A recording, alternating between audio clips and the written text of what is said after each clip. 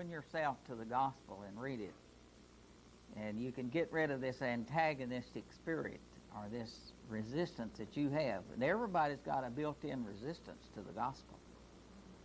Everybody kicks against it at one point. And even those people that have just grown real close to God, at one point somewhere in their life there's something that's triggered that causes them to get angry at God. Al's wife, she just prayed and prayed for her boy. And Al, before he became a Christian a number of years ago, he was a very hard individual, and he raised his son in this harsh atmosphere. And so they had a conflict, and he left home. And he moved from California to Phoenix. And for 11 months, after him being in the household every day, then for 11 months they never heard a word from him and never knew where he was. And that made him seek the Lord. That made her cry out to God. Then they found out where he was. And the son had so much strength, ego, pride, that he would not come back home regardless. And they found out that he at one point he had to live out of garbage cans. That was his only source of food. He slept for months in his own car. And he wouldn't ask them for one bit of help. And the mother, prayed and prayed and prayed and prayed and prayed and prayed and prayed and prayed, till one day she just threw up her hands in anger to God. She was the one that led the house into a spiritual awareness of the Lord Jesus. And she was a real woman of God. And she went through many things in order for her husband to get to God. And here was her coming to the point of, God, you just don't hear me. You just don't want to hear me. You won't listen to me. And she got angry with God. Well, in the last month, he's back home with them and living in their household.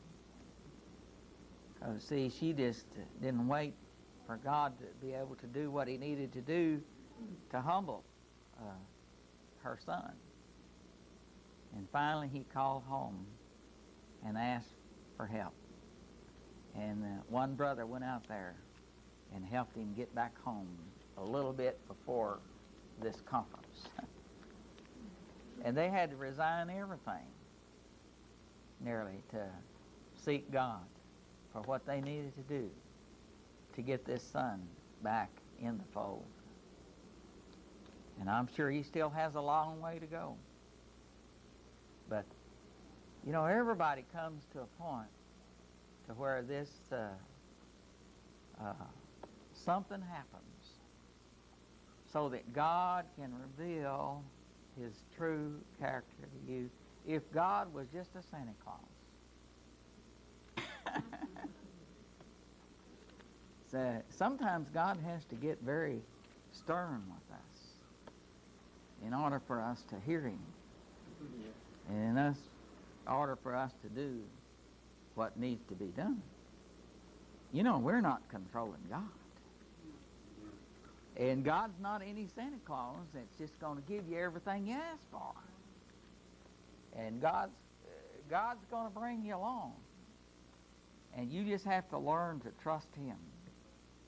And the circumstances, they're not always like they seem. If we look at this thing about Jesus and what he was and how he was rejected, how could he ever be thought of as the king? The coming king. Oh yeah, there's something else about that. Would you want somebody that let somebody in astrology come and give you some gifts? We'd tell you just have to throw those gifts away because of the source.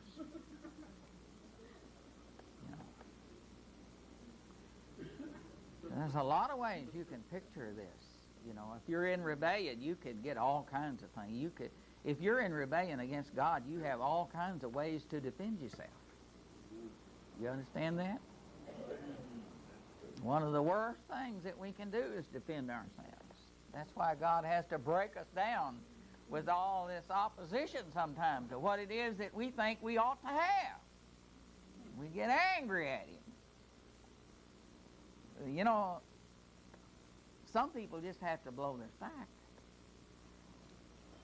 before they can get down to the real person. Have you ever seen anybody like that? Yeah. That's you sometimes, you know. You don't have to have an illustration of it in somebody else. Don't get to defending yourself now.